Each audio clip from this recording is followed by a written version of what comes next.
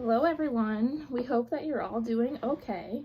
While we are all staying inside, social distancing, being in quarantine right now, Sophie and I thought that it would be fun for you all to learn a little bit of Irish step dancing.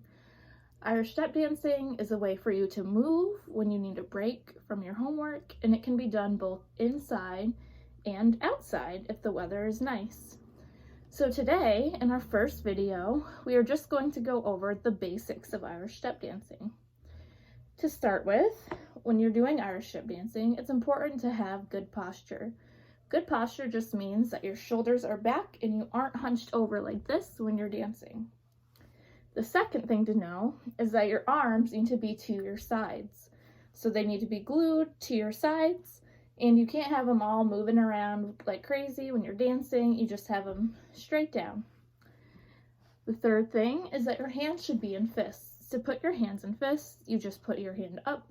You put your thumb like this and your fingers around it. And then you put both hands like that, and then you glue them back to the side. The other thing is to know that there are different types of dances that you can do when you do Irish step dancing. You can do jig steps or you can do reel steps. To do jig steps, you are doing it to a count of 4, and when you do a reel step, you're doing it to a count of 3. But what we'll be learning in these series of videos are jig steps. Tomorrow, I'll make a video, and that will be for you to learn jig step number 1, and then you'll see what I mean then. And the last thing is to point your toes when you're dancing. So when you're dancing, you don't really do it flat-footed, except when you're learning this step, but once you're actually dancing it to the music, you do it on pointed toes. And one other thing is when you're doing Irish step dancing, your top half of your body stays still. It's just your legs and your feet that are moving the whole time. And that's all we have for today in our Basics of Irish Step Dancing video.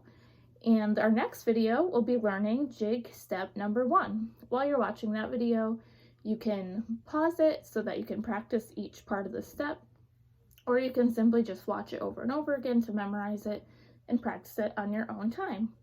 That's all we have for today. Thank you so much for watching, and take care of yourselves. Bye everyone.